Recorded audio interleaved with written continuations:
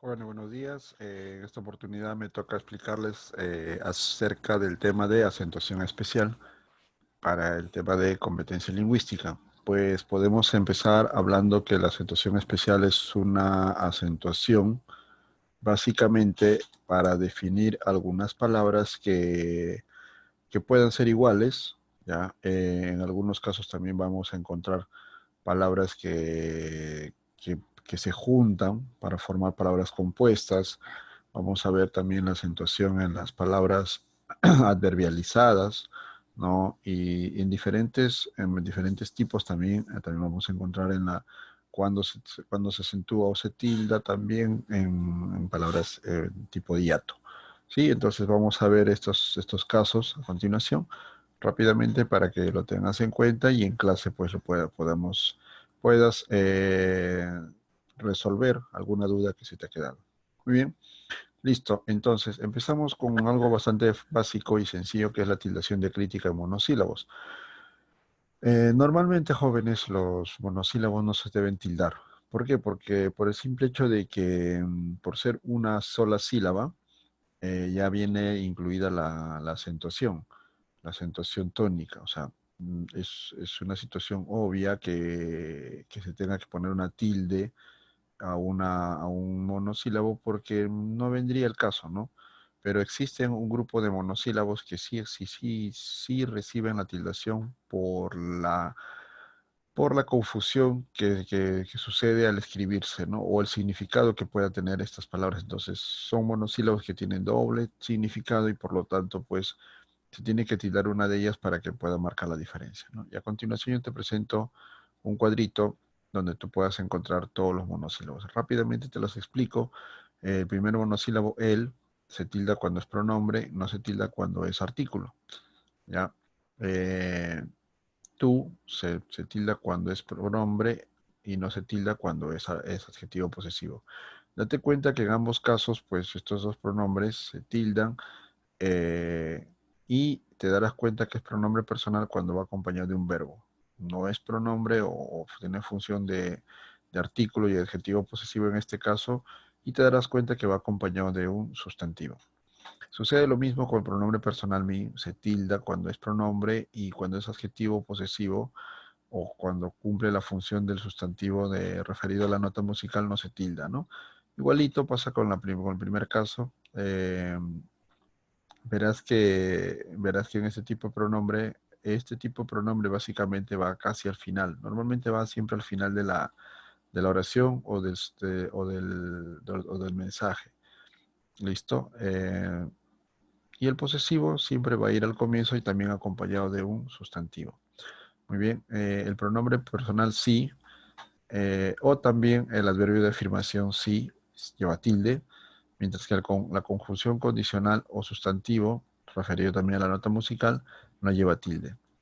¿No? Este pronombre, igual, eh, siempre va casi al final, ¿no? Y el adverbio de afirmación, recuerda, siempre es una afirmación, es una situación tajante, mientras que la conjunción condicional es una condición, por como su propio nombre lo dice, o puede ser también una situación que denote eh, una posibilidad. ¿Listo? Entonces hay que tener en cuenta eso. El siguiente monosílabo T es un sustantivo, cuando es sustantivo, perdón, se tilda, ¿ya? Mientras que en este caso sí, el pronombre personal no se tilda, ¿no? Este monosílabo T y el siguiente que vamos a estudiar, el C, son dos pronombres que no se tildan. ¿Por qué? Porque los primeros, las que son tildadas, pues ya tienen una característica o una función ya definida, ¿no? Por ejemplo, el T sustantivo se tilda, de hecho, mientras que el pronombre personal no se tilda, ¿no? Date cuenta, siempre los pronombres siempre están acompañados de verbos, ya mientras que las otras funciones, sustantivos, adjetivos, posesivos, pues siempre están acompañados de sustantivos. ¿Listo? Eh, el verbo ser ya se tilda, ¿no? El verbo ser o el verbo saber se tildan, mientras que el pronombre se no se tilda. ¿Listo? Ahí hay ejemplos para que tú los vayas viendo igualito, cuando se trata del monosílabo de, cuando se trata del verbo dar, se tilda, mientras que es una preposición, no se tilda. ¿Listo? También cuando pasa, y por último vamos a encontrar con el adverbio de cantidad más, ¿sí? Se va a tildar, mientras cuando es una conjunción adversativa, más se tilda. ¿Listo? Perdón, no se tilda. ¿Ya? En el caso de la conjunción adversativa, o mejor dicho, en el caso de este monosílabo más, recuerda, si tú lo puedes reemplazar por la palabra pero, como sucede en la conjunción, lo puedes, lo dejas ahí, no se tilda. Pero si no cambia o si la oración al cambiarlo pierde coherencia, pierde cohesión, pierde hilación, entonces lo tildas. ¿Listo? Los últimos, los monosílabos que no llevan tilde son fue, vio, fe, ti, fui, dio, di. Ojo, nunca se tildan, jamás. ¿Listo? Entonces hay que tener en cuenta eso. Muy bien, entonces a continuación también está la tildación disolvente dentro de este conjunto de acentuación especial. La tildación disolvente también es utilizada básicamente a la hora de eliminar diptongos, ¿no? Cuando hemos estudiado diptongos e hiatos, te has dado cuenta que en los hiatos hay dos tipos de hiatos, ¿no? El hiato simple, formado por dos vocales abiertas, ¿no? Y la tildación disolvente, que en este caso es una vocal cerrada tónica y una vocal abierta átona. En ese orden o al revés también, ¿no? Primero va la vocal abierta y luego la vocal cerrada tónica, siempre tónica, siempre la vocal cerrada en este caso es tónica, ¿no? Es una tildación disolvente, ¿para qué? Para eliminar el diptongo. Por lo tanto, o sea, se pueda separar y se hace un hiato. Y te pongo algunos ejemplos, ¿no? Porque lejía, ¿sí? Eh, otro ejemplo, dúo, ataúd, raíz. ¿Listo? Si te das cuenta, se han tildado las vocales cerradas, tónicas, en este caso tónicas, que llevan la mayor fuerza de voz, tónicas. ¿Ya? ¿Para qué? Para evitar el famoso diptongo, ¿no? ¿Y qué pasaría si hubiese diptongo acá? No es que simplemente estemos en contra del diptongo, no, sino básicamente la Real Academia separa, crea un hiato. ¿Por qué? Porque si no el tono de la palabra, la fonética de la palabra sería diferente. Sería más o menos así, ¿no? Legia, ¿no? Dúo, ¿no? Ataúd, raíz. Más o menos así sería el tono, ¿no? Entonces, como que el sonido, la palabra, la fonética de la palabra, ¿no? Ya sería muy tosca, muy ruda y no tendría sentido, ¿no? Quizás en los comienzos habrá habido este sonido por la formación misma de la lengua castellana, pero a medida que pasó el tiempo, se ha descubierto, se propuso, se implantó esa tildación disolvente, creando un hiato y para mejorar también un poco la fonética de las palabras, ¿no? Muy bien, entonces es básicamente en tildación disolvente de lo que podemos hablar. A continuación, te puedo hablar sobre la tildación enfática. Básicamente se utilizan los pronombres interrogativos y exclamativos. Para eso te he creado este cuadrito y te das cuenta que hay palabras que se tildan cuando se trata de tildación, cuando se da un énfasis. ¿Listo? Cuando tú hablas, normalmente, eh, cuando haces una pregunta o haces una exclamación, cómo marcas cómo marcas ese énfasis? A través del tono de voz. ¿Listo?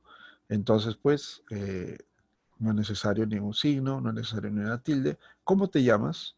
Tu entonación cambia. ¿Listo? Tu respuesta será diferente, ¿no? Me llamo Oscar, ¿no? Me llamo Oscar y la entonación es diferente. ¿Cómo es que nosotros utilizamos este énfasis en el papel, en el texto? A través de los signos de exclamación o los signos de interrogación, ¿ya? Y, le vamos a poner la tildación a la palabra que sea el inicio de la pregunta, ¿no? Para eso existe la tildación enfática.